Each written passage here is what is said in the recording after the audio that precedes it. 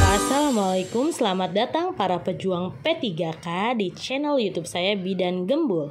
Bantu like, share, and subscribe ya teman-teman semuanya. Terima kasih bagi yang sudah. Disclaimer dulu ya teman-teman. Di sini kita sama-sama belajar. Jadi kalau ada yang salah boleh koreksi atau komen. Lalu mohon maaf juga banyak yang komen, Kak kecepatan suaranya. Oke, ini saya coba ya untuk pelan-pelan ya.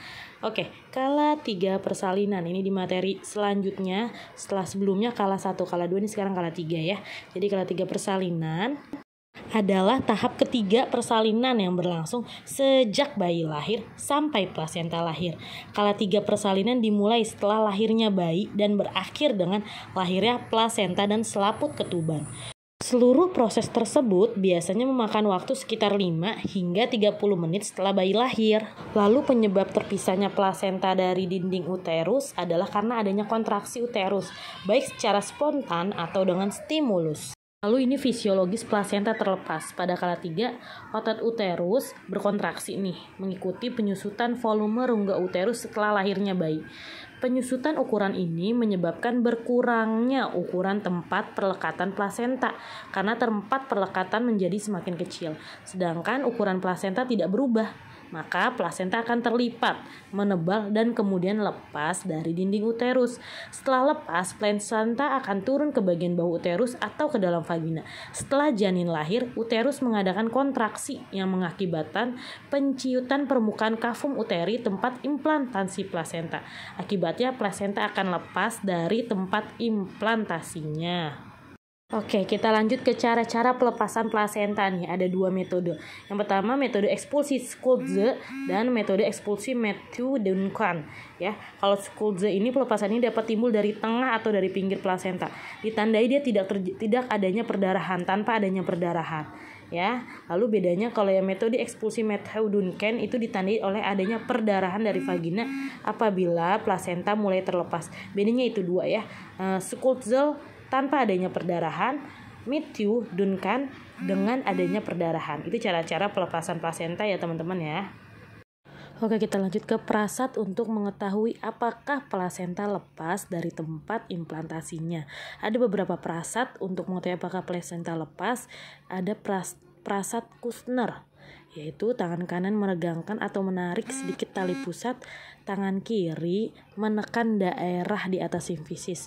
Bila tali pusat ini masuk kembali ke dalam vagina, berarti plasenta belum lepas dari dinding uterus.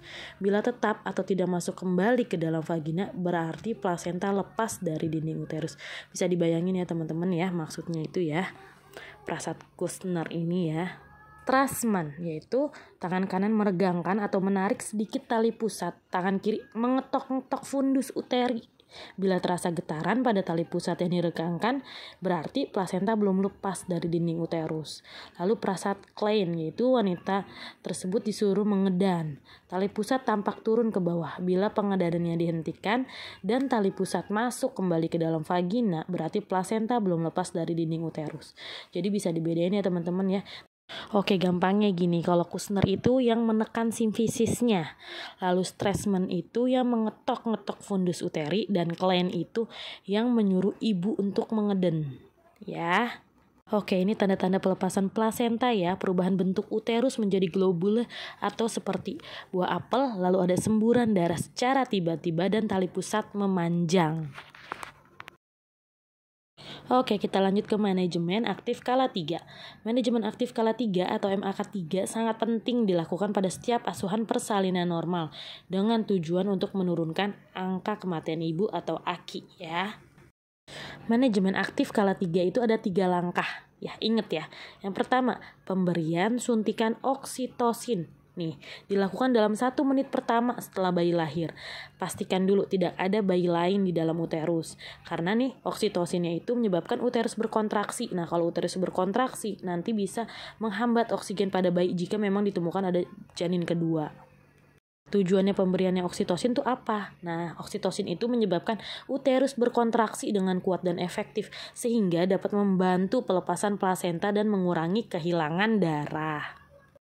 Lalu yang kedua itu peregangan tali pusat terkendali ya, atau PTT ya, peregangan tali pusat terkendali. Nah, ini cara-cara untuk peregangan tali pusat terkendalinya.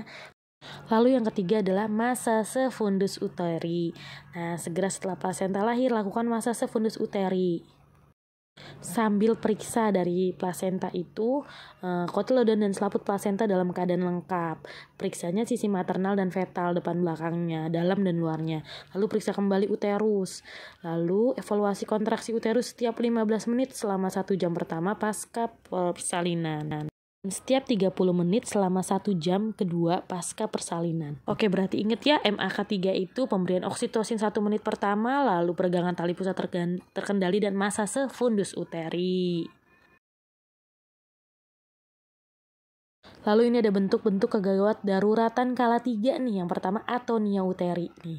Atonia uteri adalah keadaan lemahnya tonus atau kontraksi rahim yang menyebabkan uterus tidak mampu menutup perdarahan terbuka dari tempat implantasi plasenta setelah bayi dan plasenta lahir. Atonia uteri dapat dicegah dengan manajemen aktif kala 3, yaitu pemberian oksitosin segera setelah bayi lahir. Lalu ada retensio plasenta nih ya. Plasenta masih berada di dalam uterus selama lebih dari setengah jam bayi lahir. Atau plasenta belum lahir. Emboli cairan ketuban, itu merupakan sindrom di mana setelah jumlah cairan ketuban masuk sirkulasi darah maternal, tiba-tiba terjadi gangguan pernafasan yang akut dan shock. Lalu robekan jalan lahir, perdarahan dalam keadaan di mana plasenta telah lahir lengkap dan kontraksi rahim baik, dapat dipastikan bahwa perdarahan tersebut berasal dari perlukaan jalan lahir. Robekan perineum terjadi pada hampir semua persalinan pertama dan tidak jarang juga pada persalinan berikutnya. Luka perineum dibagi menjadi 4 tingkatan nih, tingkat 1, 2, 3, 4. Yang satu robekannya hanya pada selaput lendir vagina atau tanpa mengenai kulit perineum. Yang kedua robekan sampai ke otot perineum. Yang ketiga robekan sampai ke sphincter ani. Yang keempat robekan sampai ke mukosa rectum. Ingat ya teman-teman ya, ada 4 tingkatan atau 4 derajat ya teman-teman ya untuk luka perineum itu. Yang keenam ada robekan serviks, yaitu di mana bibir serviks uteri merupakan jaringan yang mudah mengalami perlukaan saat persalinan. Karena perlukaan itu porsio vaginal uteri pada seorang multipara terbagi menjadi bibir depan dan belakang. Robekan serviks dapat menimbulkan perdarahan yang banyak. Yang nomor 7, inversio uteri merupakan keadaan di mana fundus uteri masuk ke dalam cavum uteri, dapat secara mendadak atau perlahan. Nah, sekarang kita lanjut ke soal yuk. Kita sama-sama ya saling sharing.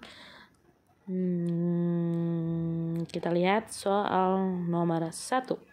Seorang perempuan umur 25 tahun P1A0 melahirkan bayi laki-laki di puskesmas. Plasenta belum lahir. Hasil anamnesis sudah diberikan oksitosin kedua. Plasenta belum lahir.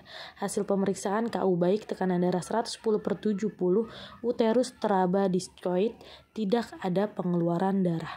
Diagnosis apakah yang tepat pada kasus tersebut? A. Plasenta previa, B. solusio plasenta, C. ablation plasenta, D. retensio plasenta, E. plasenta circumvallata. Oke, kita lihat di sini ya teman-teman ya. Fokus kasusnya dalam kala 3 sudah diberikan oksitosin kedua. Plasenta belum lahir. Oke, kita ingat lagi di slide tadi bentuk kegawat daruratan kala 3. Salah satunya ada retensio plasenta, yaitu di mana plasenta belum lahir setelah setengah jam bayi lahir. Jadi jawabannya retensio plasenta ya teman-teman ya. Nomor 2, seorang perempuan umur 25 tahun P1A0 sedang dalam persalinan kala 3 di puskesmas. Plasenta belum lahir, hasil anamnesis sudah diberikan oksitosin kedua. Plasenta belum lahir, hasil pemeriksaan KU baik, tekanan darah 110/70. Uterus teraba diskoid, tidak ada pengeluaran darah. Tindakan apa yang tepat pada kasus tersebut? Kita lihat fokus kasusnya. Bayi lahir, oksitosin kedua juga sudah masuk, plasenta belum lahir. Lalu kita ingat bentuk kegawat daruratan kala 3, berarti tadi masuknya ke retensio plasenta. Nah, pada semua retensio plasenta diusahakan pelepasan plasenta secara manual plasenta. Jadi jawabannya manual plasenta ya teman-teman ya. Oke, di sini kita ada bagannya penata laksanaan pada retensio plasenta. Mungkin bisa di screenshot. Oke, kita lanjut soal nomor 3. Seorang perempuan umur 28 tahun.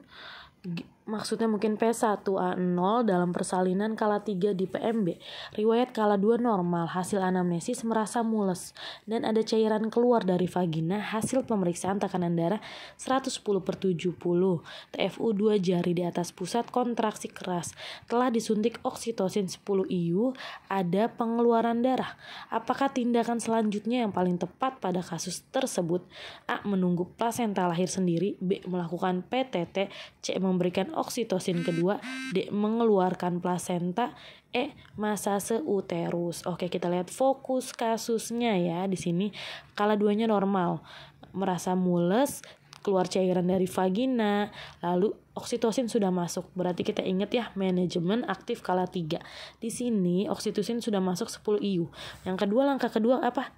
Benar, langkah kedua ialah peregangan tali pusat terkendali. Jadi jawabannya peregangan tali pusat terkendali ya. Oke, alhamdulillah sepertinya sampai di sini dulu ya materi dan latihan soal sedikit. Mohon maaf ya teman-teman jika ada kekurangan. Kalau ada koreksi boleh di komen ya. Kita sama-sama belajar. Terima kasih bagi yang sudah like, share, and subscribe. Yang belum, tolong di like, share, and subscribe ya. Semangat pejuang Garuda. Sampai ketemu di materi berikutnya. See you.